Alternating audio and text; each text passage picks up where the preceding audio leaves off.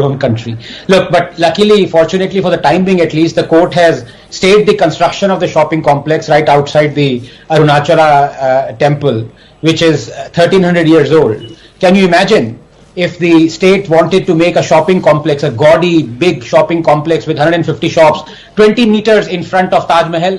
What hell would have broken loose? In any case, my congratulations to my good friend and activist T.R. Ramesh. You know, he exemplifies the fluidity and vertical movement of the Varna system.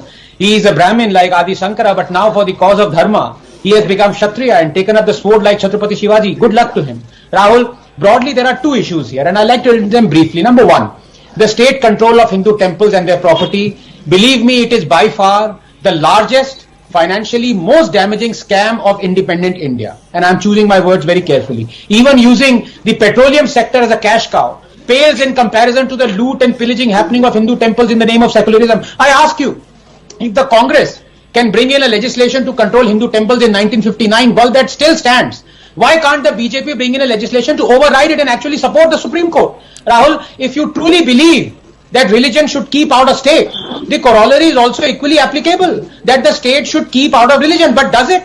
Secularism is total separation of religion and state, total. Our state declares itself to be secular but is shamelessly not so, controlling as it does Hindu places of worship. Governments of just 10 states control more than 110,000 temples. Tamil Nadu Temple Trusts own 478,000 acres of land. Tamil Nadu government alone controls 36,425 temples and 54 mosques. Billions in revenue. Is this secularism? Besides, these are the very people who until last month wanted to eradicate Sanatan Dharma. They are leeching money off it. Rahul, a Hindu temple, its income, its educational institutions are controlled by and interfered by the government. But those of a mosque or a church are not. Why? Only in India can you step aside and watch as the state appoints non-Hindus on boards that control Hindu temples. Only here will we remain silent as Hindu idols are stolen, temple property auctioned, a whole temple-driven ecosystem and way of life dismantles. Believe me, assault on temples has turned into an assault on Hinduism itself. Now, very briefly, point number two, because it's very connected.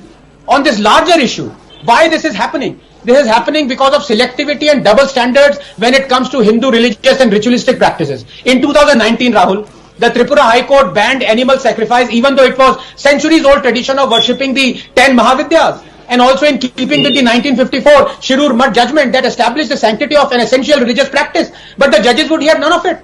In 2014, Himachal Pradesh High Court banned the 600-year-old tradition of animal sacrifice during the Kullu Dasara. The question to be asked is, why should only the Hindu be prevented from conducting rituals? If the state is against animal sacrifice, and laudably so, then shouldn't be against all animal sacrifices conducted in the name of religion. But is that the case? Do the judges have the guts to ban halal, the ritual slaughter, wherein the incision must be deep, that it cuts the carotid artery and the trachea, the blood must be drained completely, this while the animal is still alive? Is that not animal cruelty? That the judges would hear none of it? The head of the animal must be aligned to the Kaaba, and it is essential that Bismillah Rahman Rahim be uttered. Furthermore, only a Muslim can perform the slaughter. So according to the judges, this is not a ritual.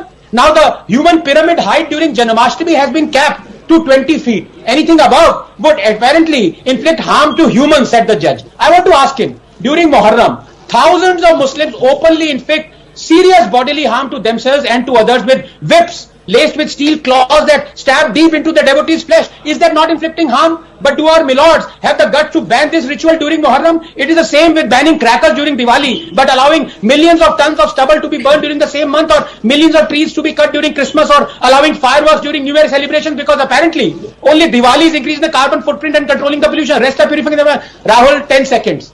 We are 8th class citizens. Accept it. Accept it.